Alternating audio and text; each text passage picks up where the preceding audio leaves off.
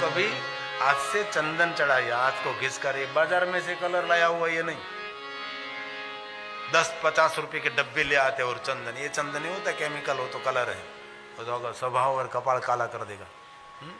ये तो घिसना पड़ता है ऐसे, देखो टेलीविजन में ऐसे चंदन बनाना पड़ता है, सूखड़ का काष्टा आता है ओरिसा पर, उसको घिसना पड़ता है, चंदन उतारना पड़ता है। चंदन बाद में भगवान शिव जी को चंदन का लेप करें, गंगा जल मिश्रित चंदन, केसरी युक्त चंदन है। हमारे दक्षिण भारत में एक परंपरा है, शिव जी को चंदन का लेप करते हैं और बाद में ये चंदन पूजा पूर्ण होने के बाद ये चंदन सभी शिवलिंग के ऊपर से ले लेते हैं, एक पात्र में ले लेते हैं, ऐसे पात्र में ले लेते हैं। बाद में इस चंदन का प्रसाद सबको दिया जाता है। इस पानी में ढोकर सीधे नाले में नहीं चला जाता, वो चंदन, चंदन को लिया जाता है। और महादेव के ऊपर जो कुछ चढ़ता है सब कुछ, कोई भी पदार्थ व्यर्थ नहीं जाना चाहिए।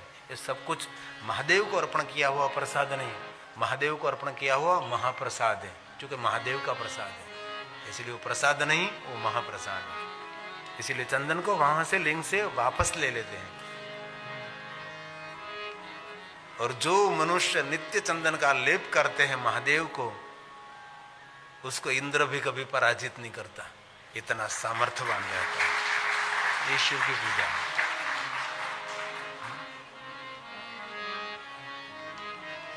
इसलिए तैयार बाजार में से लाओ चंदन नहीं है, कभी नहीं लाना चाहिए। छोटे छोटे काष्टा, छोटे छोटे ओर से बना ले, तख्ता छोटा छोटा छोटा मोटा सबका अच्छा है, अपने मंदिर में रखिए, धीरे धीरे धीरे उतारिए। जाति चंपक बिल्व पत्र रचितं पुष्पं च धूपं तथा दीपं देवदयानिधे पशुपते कल्पितं गृह्यताम्। आगे कहा बहुत सुंदर, पूरी मानस पूजा है। इनमें बहुत सारे महादेव के भक्तों को ये कंठस्थ रहते हैं, नहीं है तो कंठस्थ करना चाहिए। ये पूरी मानसी पूजा है। और मन से जब शिव की पूजा करते हैं तब मंदिर कैसा होना चाहिए? सोना चांदी हीरे मोती, सही ऐसा मंदिर होना चाहिए ना। ये जो बीजी पंक्ति है मानस पूजा की, सौवर्णेन नवरत्नखण्ड रचिते पात्रे धृतं पायसं भक्ष्यं पंचविधं पयोदधियुतं रंभाफलं पानकम। भगवान को दूध में से बने हुए पकवान अर्पण करें, विशेष प्रकार से खीर। और शिव महापुराण ग्रंथ में यह भी कहा है कि जो मनुष्य अपने महादेव के भक्तों को खीर का भोजन कराता है, ऐसा दरिद्र न जाए, उसके कुल में कभी निर्धनता नहीं जाएगी। गाय का दूध, चावल युक्त खीर, इसमें बहुत सारे औषधि, ये भगवान महादेव को खीर का नैवेद्य और महादेव के भक्तों को खीर का भोजन। अपने देव का देव महादेव सीरियल देखी होगी, इनमें पार्वती गई कैलाश, माता मैनावती ने उसको विदा किया, हिमालय जी ने। बहुत समय तक पार्वती को मिली नहीं थी मैना, इसलिए स्वयं मैना पार्वती को मिलने के लिए कैलाश में पहुंची। माँ और बेटे बहुत आदर के साथ मिले, एक दूसरे इतने प्रेम आंसू से मिले।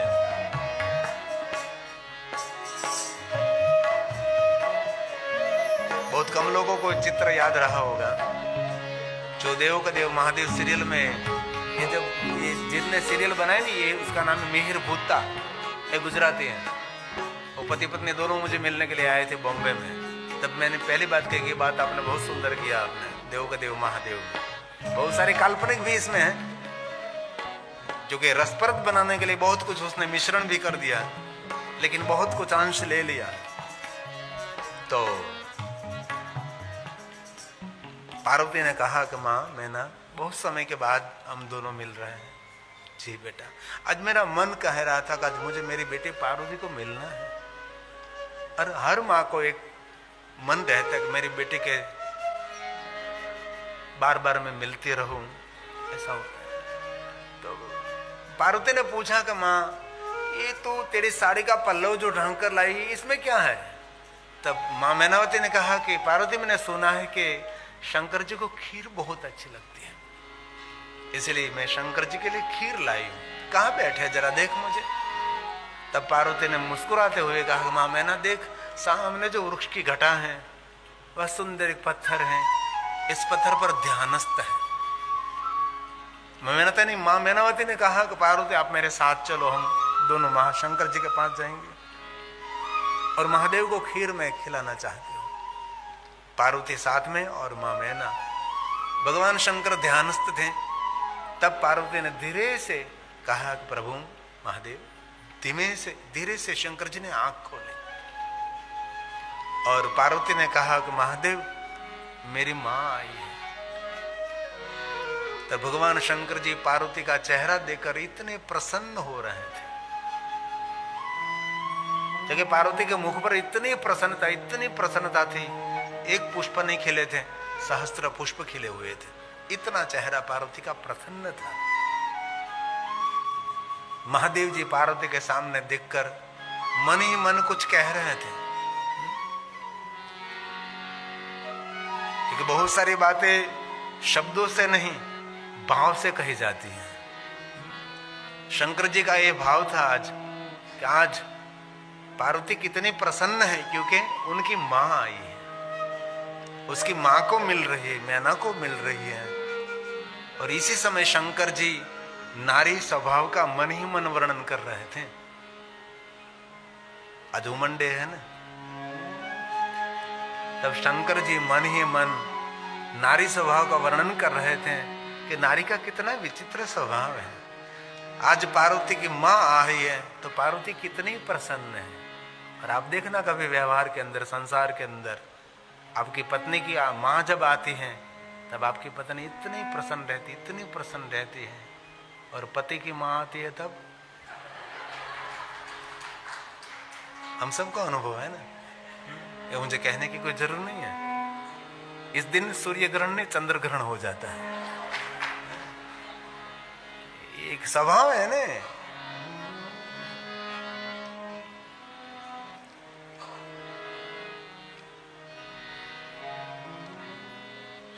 हमने एक बार कथा के अंदर बहुत सारे पुष्पों की महिमा हमने बताई थी कि ये पुष्प चढ़ाने से आपके जीवन में ये होगा, ये पुष्प चढ़ाने से ये होगा। पूरी पुष्प पूजा है, जैसे लोग अभी गुमराह हो रहे लोग हैं। लेकिन ये टोटका नहीं है, ये शिव पूजा की एक श्रेष्ठता है, लेकिन लोगों ने उसको टोटका के रूप में देखकर समाज को गुमराह कर दिया। एक छोटी सी पूजा है पुष्प पूजा, किस वस्तु भगवान को चढ़ाने से क्या फल मिलता है उनका। तो इसमें आंकड़े का पुष्प की मैंने महिमा बताई कि आंकड़े का पुष्प महादेव को चढ़ाने से शत्रुओं के त्रास में से मुक्त हो जाओगे, कोई दुश्मन आपको कभी परेशान नहीं करेगा। आंकड़ा का पुष्प महादेव को चढ़ाए। तो मैंने महिमा बताई। तो मैं स्टेज से नीचे उतर रहा था तो एक बहन बुक और पेन लेकर आई, बाबूजी आप कुछ कह रहे थे, कुछ किस पुष्प भगवान को चढ़ाने से शत्रु के त्रास में से मुक्ति मिलती है। तो मैंने पूछा कि आपका शत्रु कौन है? तो बहन के मैं ये नहीं कह सकती। तो मैं भी ये फूलों का नाम नहीं कह सकता आपको, आप मुझे बताइए आपके पहले शत्रु कौन है। तो धीरे से बहन ने कहा कि आपको किसी को कहना नहीं है। मैं तो किसी को नहीं कहूंगा, कहूंगा तो माइक में ही कहूंगा। तब इस बहन ने धीरे से कहा, और मैं भी आपको धीरे से कहता हूं। वो बहन ने मुझे कहा कि और कोई शत्रु नहीं है, लेकिन मेरी सांस, ये सबसे बड़े शत्रु। मैं कि तू, मैंने कहा कि इस शत्रु से त्रास में से मुक्त होने के लिए दुनिया में कोई फूल नहीं है, कोई फूलों का सर्जन नहीं किया है, ये तो चलता ही रहेगा रिश्ता आपका। मेरे गुजराती में अस्थि को फूल कहे जाते हैं। कोई गुजर गया, मर गया है, उसकी अस्थि को हम गुजराती लोग फूल कहते हैं उनको। मैं को आपकी सांस का जब आपके फूल गंगा जी में विसर्जन करेंगे तब शांत हो जाएगा सब कुछ। महादेव देखकर मन ही मन इस वर्णन कर रहे थे। तब पार्वती ने कहा मेरी माँ आई है, आपके लिए खीर लाई है। तब माँ मैनावती ने शंकर भगवान को खीर दिया और महादेव जी खीर आरोग रहे थे, ले रहे थे, ग्रहण कर रहे थे। ये दृश्य इस सीरियल में मैंने देखा। यहाँ भी मानस पूजा में कहा दधी उत्तम, दूध में से बने हुए पकवान वो विशेष प्रकार से महादेव को खीर अर्पण करें।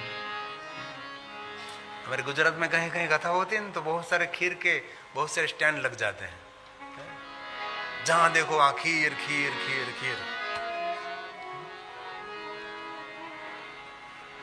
और रंभा फलम पानकम, महादेव को रंभा फल बहुत प्रिय है। कभी आप शिव जी को मिलने के लिए जाओ तो बाबा के लिए रंभा फल ले जाओ, शिव जी को बहुत प्रिय है। जो कि इंद्र का अप्सरा थे उनका नाम था रंभा। ये जंगल में से फल लाकर शिव जी को बहुत रोज अर्पण करती थी। वहां से शिव ने स्वयं ने कह दिया हे रंभा, ये फल का नाम आज से तेरे नाम से पहचाना जाएगा। वहां से उसको रंभा फल कहा जाता है। लेकिन रंभा फल का सही नाम है कदली फल, और हमारी तरफ से नाम है केला, केले, ये रंभा फल। इसलिए सब लोग केले के कितने केले ला रहे हैं। महादेव को कभी दर्शन करने के लिए तो केले का, उसको कहते रंभा फल, उसको कहते कदली फल, वही केले हैं। कभी अकेले नहीं होते, वो साथ में ही रहते, सब महादेव को अर्पण करते हैं। इसलिए कभी शिवालय जान तो केले लेकर महादेव के पास जाना बाबा को प्रिय है। इसलिए मानस पूजा में उसका वर्णन है रंभा फलम पानकम। लेकिन केले महादेव के लिए ले जाओ तो अच्छे केले ले जाना, गले हुए सड़े हुए नहीं। कई लोग तो ऐसे केले लाते हैं सड़े हुए गले हुए, और भगवान को केला अर्पण करते फिर प्रार्थना करते मेरे बेटे का घर बेटा होना चाहिए। भगवान शिव केले को देखते ऐसा गला हुआ नहीं, अच्छी वस्तु। ये मानस पूजा की महिमा है। कोई भी मंत्र नहीं, कोई पूजा नहीं, न जानाम योगम जपम नेव पूजा न तो हम सदा सर्वदा शंभु तुभ्यम। मंत्रहीनम क्रियाहीनम भक्तिहीनम सुरेश्वरम, कुछ भी नहीं जानते भगवान, बस आपके प्रति हमारा भाव है, वही हमारी श्रेष्ठ उपासना है, हमारी श्रेष्ठ पूजा है।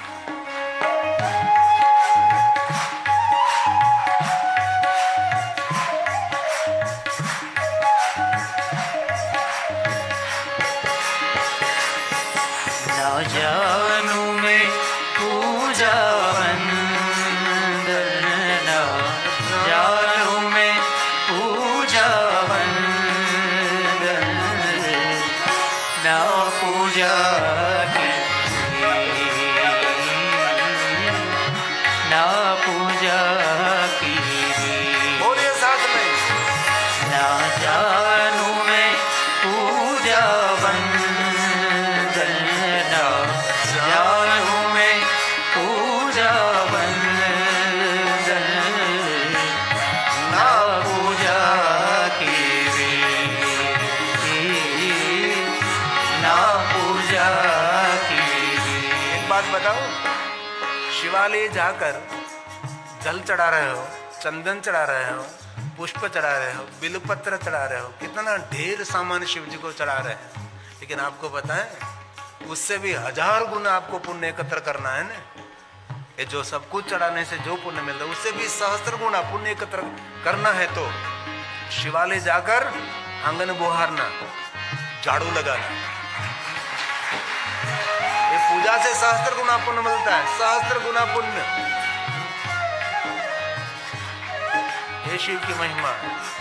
लेकिन आंगन बुहारने वाले काम बहुत कम, शिवालय में सेवा करने वाले कम, कोथली में पॉलीथीन थैली में भर भर कर लाते हैं लोग ढेर। एक दूसरी बात मैं सुनाता हूँ, मेरे सोमनाथ महादेव में जितने भगवान शिव जी को पुष्प अर्पण होते सब कुछ एकत्र करके उसमें से क्रिया करके उसमें से धूप बनाते हैं। सोमनाथ हमारा प्रथम ज्योतिर्लिंग है। एक भी वस्तु वेस्ट नहीं जाने देते सोमनाथ में, जो कि अंदर दर्शनार्थी को कुछ लेने के लिए अनुमति नहीं, किसी को नहीं, कुछ भी नहीं ले जा सकते अंदर, नारियल शरीफल कुछ भी नहीं, कोई फूल नहीं, खाली आ जाओ आप सोमनाथ में। लेकिन जो पूजा में पुष्प सब कुछ चढ़ती है, सामग्री, ये सब कुछ एक व्यवस्था वहां की है, उसकी पूरी क्रिया होकर उसमें से धूप बनता है। लेकिन हम लोग तो कितना कचरा एकत्र करते हैं। बहुत सारे ज्योतिर्लिंगों में गया हूं, मैंने आइडिया दिया कि ऐसा करो ऐसा करो ऐसा करो, लेकिन उत्तर भारत में तो सब कुछ डिस्टर्ब है, कुछ भी नहीं है। मूल परंपरा को पता ही नहीं उन लोगों को।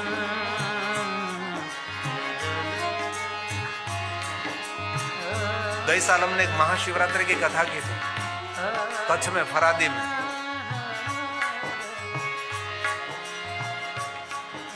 दुबई में जितने कारा ज्वेलर्स हैं ना, उनका मालिक है वो। मैंने कहा इतना सामर्थ्य कहां से आया? कथा भी भूत भविष्य कोई नहीं कर सके, ऐसा कथा का आयोजन किया था। कितना खर्च किया था कथा में आपको मैं बता नहीं सकता। गए साल ये जो हमारी कच्छ में महाशिवरात्रि की कथा हरादी, ये कथा का आयोजन है अनिल पेथाणे उसका नाम है। ये गए साल की गुजरात की कथा है।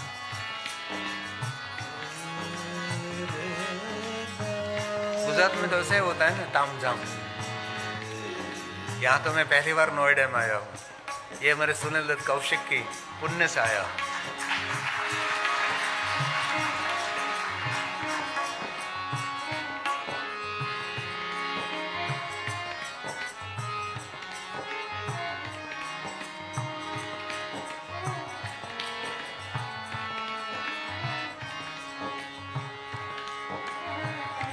उसको मैंने पूछा, ध्यान दीजिए युवान त्रिपुंड वाले, उसको मैंने पूछा कि इतना सामर्थ्य कहाँ से आया? तो उसने क्या बताया पता?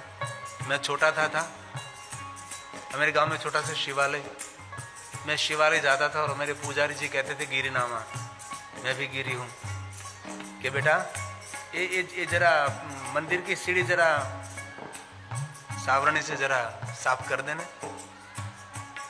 तो उसने कहा शिवालय के पटांगण में झाड़ू लगाते लगाते मैं इतना सामर्थ्य को पाया। ये शिव जी की सेवा का फल है। जाति और पाति हरि के देश में कुछ भी नहीं। दूर करो वर्ण का विकार, वर्ण का विकार, ये ऊंचे नीचे पुरुष नारी, ऐसा कुछ भी नहीं। ये तो हमारी एक व्यवस्था है समाज की। इसलिए शिव जी की दुनिया में सबका स्वीकार है। अरे वो गहरते देखे तो मेरे महादेव की दुनिया में पवित्र और अपवित्रता कोई भेद नहीं, पवित्र और अपवित्रता का कोई भेद नहीं। ये शिव है जिनके अंग पर खोपड़ियों की माला है और मस्तक पर गंगा जी पे गंगा से पवित्र कौन? देखो तो सही जरा उसका रूप, जहरीला सर्प जिनके कंठ में है, बाल में चंद्र अमृत की बारिश करता है, तीसरा नेत्र अग्नि ज्वाला से युक्त है, त्रिशूल भी रखता है और डमरू भी रखता है, मधुर संगीत भी बजा सकते हैं और तीक्ष्ण त्रिशूल अपने भक्तों के रक्षा के लिए रख सकते हैं। ध्यान भी कर सकते हैं, समाधि भी कर सकते हैं और तांडव नृत्य भी कर सकते हैं। शिव संपूर्ण, शिव पूर्ण है, इसीलिए उसको पूर्णेश्वर कहा जाता है, पूर्णानंद कहा जाता है। ये महादेव है। राम भी शिव का, रावण भी शिव का, सब भगवान महादेव के चरणों में। कोई भी देखो, सूर असुर सुरगण सब भगवान महादेव के चरणों में। राम भी शिव का, रावण भी शिव का, कृष्ण भी शिव का, बाणासुर भी शिव का, जीवन उसका, मरण भी उसका, तांडव है वो रे, ध्यान भी वो है, अज्ञानी का ज्ञान भी वो है, आज भी शिव है, कल भी शिव है, अंकुर भी तू है, आदि अनादि महाकाल शिव है, आदि अनादि महादेव। इसलिए बीज भी शिव है, अंकुर भी शिव है, पौधा भी शिव है, डाल भी शिव, हर पर्ण भी शिव है, और डाली पर खिला हुआ फूल भी तू है, और फूलों से आती हुई महक भी परमात्मा तू है। लेकिन हम फूल देख सकते हैं, महक को नहीं देख सकते भगवान, अनुभूति जरूर हम कर सकते हैं। इसलिए परमात्मा देखने की वस्तु नहीं, अनुभूति का विषय है। जो समझे वह पहचाने, बात कही नहीं जाती। कोई कहे न कि मैंने भगवान का दर्शन किया, उसको पकड़कर मेंटल हॉस्पिटल में एडमिट कर दो। ये अनुभूति का विषय है, ये कहने का विषय नहीं है। गुंगा गुड़ का स्वाद कहे क्या, समझ समझ मुस्कुराए। गुंगो व्यक्ति गुड़ खाता है तो गुड़ का वर्णन गुंगा नहीं कर सकता। क्यों? उनके पास कोई शब्द नहीं है, बोलने की उनके पास सामर्थ्य नहीं है। मन में वो आनंद कर सकता, आह क्या है दुनिया। इसलिए जिनको परमात्मा की अनुभूति हुई वो मौन हो जाता है, और जिनको परमात्मा की पहचान हो गई वो सोशल मार्केट में नहीं मिलेगा आपको। सोशल मार्केट में कौन मिलेंगे? हमारे जैसे लोग मिलेंगे। पूर्ण तत्व को जिन्हें पा लिया उनको कोई सोशल मीडिया की जरूरत नहीं है। इसलिए कहीं भ्रमित होने की कोई आवश्यकता नहीं आप सभी को, और दुनिया पूरी भ्रमित हो रही है अभी। ब्रह्मा ने कहा नारद मैं कैसे समझाऊं, मूल हमारा शिव है। इसलिए एक शिव की पूजा में सबकी पूजा, एक पंचाक्षर मंत्र में सभी मंत्रों का जाप, और कोई भी मानव कोई भी अवस्था में ओम नमः शिवाय मंत्र का जाप कर सकते हैं। जरूर महर्षि व्यास जी ने कहा कि गुरु मुख से ग्रहण करना चाहिए। गुरु मुख से ग्रहण करने से आपको पता लगेगा कि कैसे इस मंत्र का उच्चारण करें, कैसे मंत्र जाप करना चाहिए। ये सब कुछ उसकी जानकारी देते हैं। और अकार उकार मकार किनके मुख में से प्रकट हुआ? शिव के मुख में से। शिव कौन है? जगत गुरु नहीं, त्रिभुवन गुरु है, अनंत ब्रह्मांड के गुरु भगवान शिव। तो शिव के मुख में से प्रकट हुए, सबके लिए है, सबके लिए है। इसलिए कोई भी मनुष्य ओम नमः शिवाय बोले तो उसको कोई दोष लगता है, कोई पाप लगता है, ऐसा कुछ भी नहीं है। और मेरा महादेव किसी को दंड नहीं देता। शंकर जी हमेशा क्षमा देने वाला देव है, क्षमा देने वाला देव है। क्षमा सिंधु है शिव। लेकिन बहुत सारी गलतफहमी समाज में शिव के बारे में हो रही है। ऐसा कुछ नहीं होता। हरे वनवासियों की ऐसी कथा है, आप सुनोगे तो आपको लगेगा उनको भगवान महादेव मिलते होंगे। शिव की दुनिया में ऐसा एक भाव है, आपका भाव कितना प्रबल महादेव के प्रति है, ये बहुत महत्व की बात है। तामिली ग्रंथों में तो ऐसी ऐसी कथा है, ये कथा हम आपके समक्ष कह भी नहीं सकते। ऐसे लोगों को महादेव मिल गए जो कि उसके तीव्र भाव महादेव के प्रति था, इसलिए वो शिव तक पहुंच गए। इसलिए मनुष्य मात्र महादेव का पूजन कर सकते हैं, पंचाक्षर मंत्र ओम नमः शिवाय मंत्र का जाप कर सकते हैं। शिव हमारा आधार है, शिव हमारा मूल है। शिव महाप्र ग्रंथ में एक श्लोक है, किम बहुन के मनुष्य स्त्रीणाम तथा नियतः। किम क्यों? किम बहुन के मनुष्य स्त्रीणाम। भगवान व्यास ने कहा कि सभी मनुष्यों को मैं शिवलिंग पूजा का अधिकार दे रहा हूं, तो नारी को क्यों नहीं? किम क्यों नहीं? मपि तथा अन्य को सबको मैं अधिकार दे रहा हूं। अधिकारोऽस्ति सर्वेषां शिवलिङ्गार्चने द्विजा। शिवलिङ्गार्चने द्विजा। एक शिवलिंग की उपासना करने से सबकी उपासना का फल, एक शिवलिंग की पूजा करने से विश्व के सभी देवी देवताओं की पूजा। कैसे? तो ब्रह्मा ने नारद को समझाया कि जैसे वृक्ष के मूल में जल अर्पण करते तो जल डाली डाली से लेकर पत्ते पत्ते को मिलता है, हर पत्ते को जल पिलाने की कोई आवश्यकता नहीं है। तो शिव कौन है? मूल है। जैसे वृक्ष के मूल में जल अर्पण करो तो पूरे वृक्ष की सभी डाली सभी पत्ते को जल मिलता है। वैसे जो शिवार्चन करते हैं उनसे विश्व के सभी देवी देवता तृप्त हो जाते हैं। शाखा कैसे पुलकित रहेगी? वृक्ष के मूल में जल अर्पण करने से। ये गाया ब्रह्मा जी ने। शाखापुष्यन्ति वृक्षस्य वृक्षमूलस्य सेचनात् तदवदस्य वपुर्विश्व तदवदस्य वपुर्विश्वः पुष्यन्ते च शिवार्चना पुष्यन्ते च शिवार्चना। तो हर मनुष्य शिवार्चन करे। और हमारी सनातनी परंपरा में प्रधान देवता कितने हैं? 5। 5 में कौन है? एक परिवार के 3, शंकर भगवान, माता पार्वती और गणेश, और भगवान होगी विष्णु, और प्रत्यक्ष देवता भगवान सूर्य नारायण। हमारी सनातन की परंपरा में 5 देवता मूल हमारी परंपरा है। 5 में से हमने अनेक कर दिया, बात अलग है, लेकिन हमारी सनातनी परंपरा आदि जगत गुरु शंकराचार्य महाराज का आदेश कि 5 देवताओं को प्रधानपणे आप पूजा करें। लेकिन 5 देवताओं की पूजा आपसे न हो सके तो एक शिव की पूजा करने से पंचायत पूजनम, एक शिव की पूजा करने से 5 देवताओं की पूजा हो जाती है। भले साध्वी जी बहुत हृदय से प्रणाम, बहुत तालियों के द्वारा विदा करते हैं, बहुत हृदय से धन्यवाद।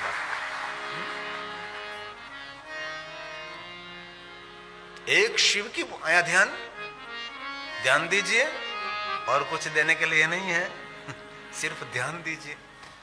एक शिव की पूजा करने से पंचायत पूजा भी पूर्ण। मैं जो कुछ आपको कहना चाहता हूं कुछ न कुछ श्लोकात्मक है, आधार के साथ आपको कहना चाहता हूं। एक शिव की पूजा, एकस्य ते अर्चना देव पंचायतन पूजनम्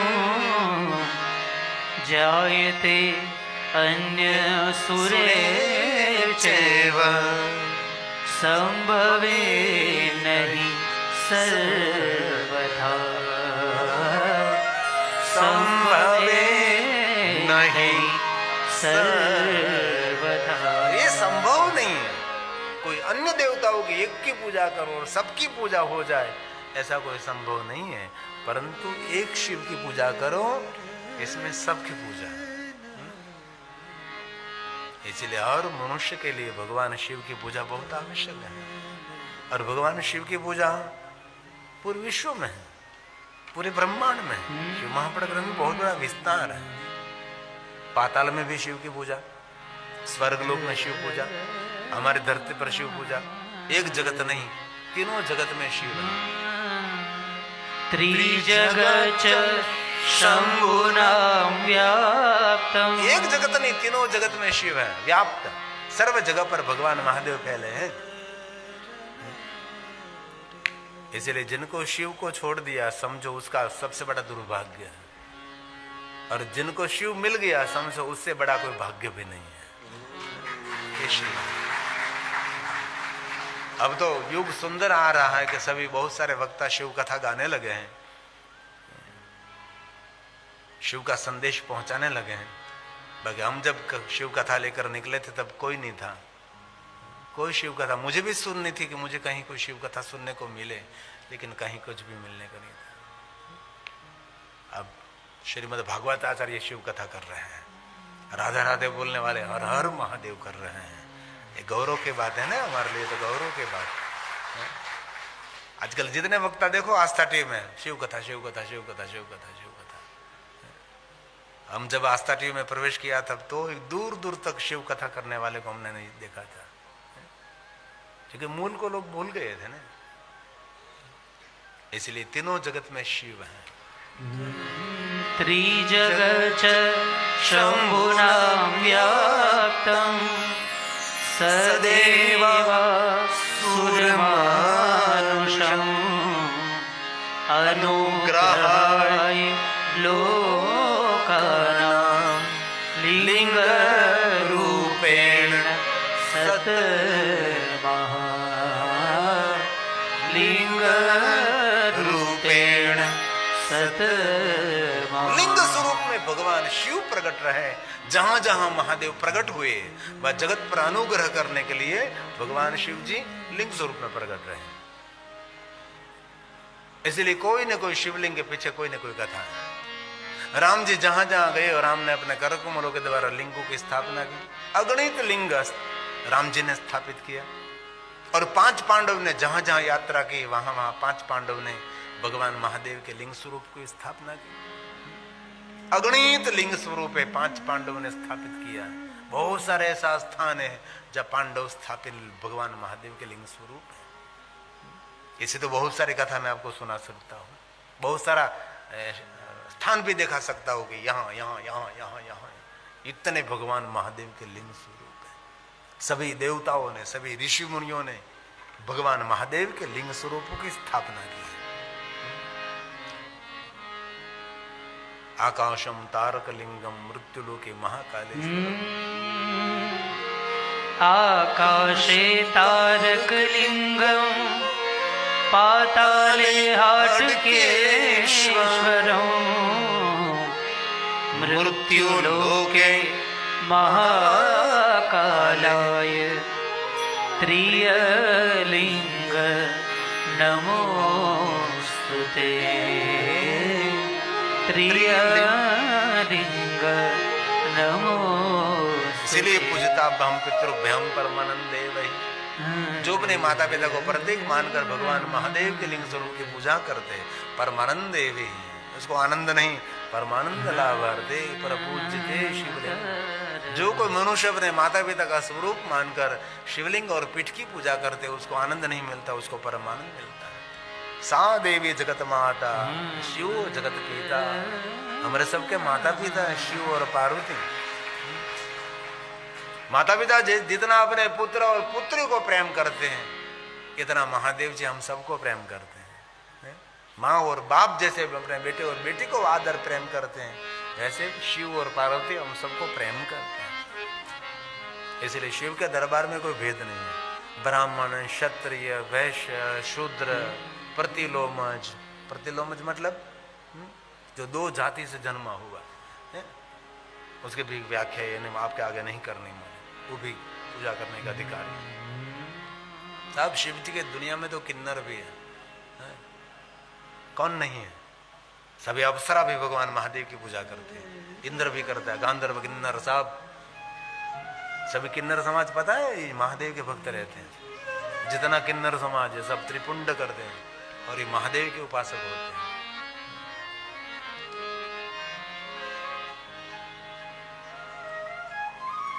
ऐसे सबको संपूर्ण शिव का अधिकार है, अधिकारों से सर्वेशा।